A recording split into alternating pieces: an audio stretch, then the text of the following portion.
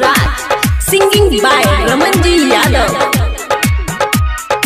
लखनपुर महेश पटेल।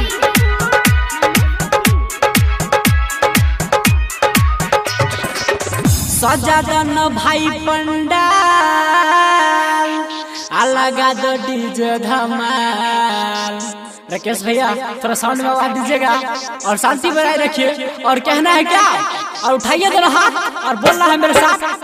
अइले हंस सवार होके मैया हो, अइले हंस सवार होके मैया हो, मैया हो सुना भैया हो, मैया हो सुना भैया हो।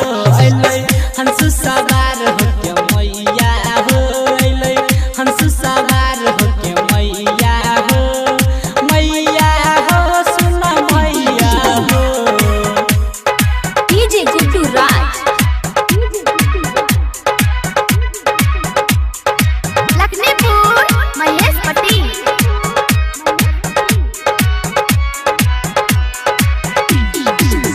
एकर से चल संसार आ मैया है दया के भंडार।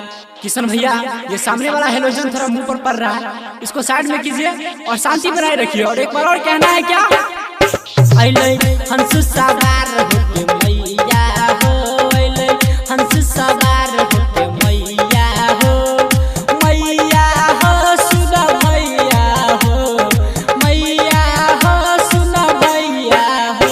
अइले हंस सवार होके मैया हो, अइले हंस सवार होके मैया हो। DJ Guddu Raj, Lakhanpur Mahesh Patel.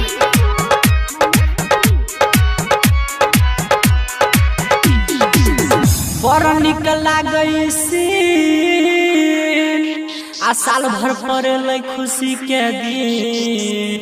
Hello check hello, Rohit भैया थोड़ा आवाज दीजिएगा। हम गायक रमनजी यादव, आप लोग इसी तरह से हमको प्यार दुलार देते रहिए और आगे बढ़ाते रहिए। और कहना है क्या, हंस सवार होके मैया